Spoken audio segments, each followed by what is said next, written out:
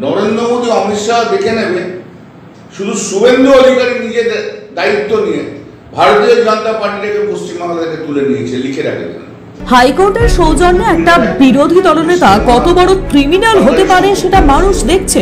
হাইকোর্টও দেখুন কি মুখের ভাষা, শুধু শুভেন্দু অধিকারী দায়িত্ব নিয়ে পশ্চিমবঙ্গ থেকে বিজেপিকে তুলে দেবে বললেন কল্যাণ।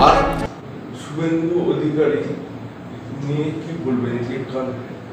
গতকাল শুভেন্দু অধিকারীর নেতৃত্বে যে অরাজকতা সৃষ্টি হয়েছে নবান্ন অভিযানে, তা ভাবা যায় না।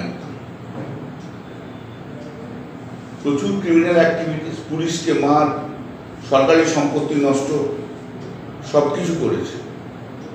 তারপর শুভেন্দু অধিকারী তো নিজে প্রভোগ করেছে আর খুব বিশ্রী বিশ্রী ভাষায় গালাগাল দিয়েছে। জাস্টিস রাজশেখর মান্তা একটা ব্ল্যাঙ্কেট ইন্টিম অর্ডার দিয়েছিল শুভেন্দু অধিকারীর ফেভারে, যাতে কোনো এফআইআর না হয়। আজ তারই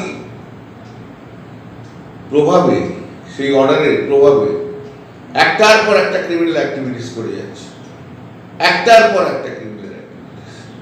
ভাষা কি, গালাগাল কি? কোনো ভদ্রলোক এভাবে কথা বলে রাজনীতিতে?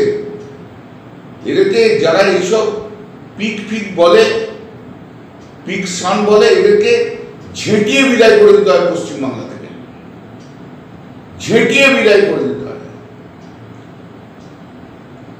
জনতা দেখছে, মানুষ দেখছে হাইকোর্টের সৌজন্যে একটা অপোজিশন লিডার কত বড় ক্রিমিনাল হতে পারে, সেটা মানুষ দেখছে। হাইকোর্টও দেখুক, তারাও দেখুক তারা কি কোন লোকটাকে ইন্ডালজ দিয়েছে। সমালোচনা তো সবাইকে শুনতে হবে, তাদেরও দেখতে হবে।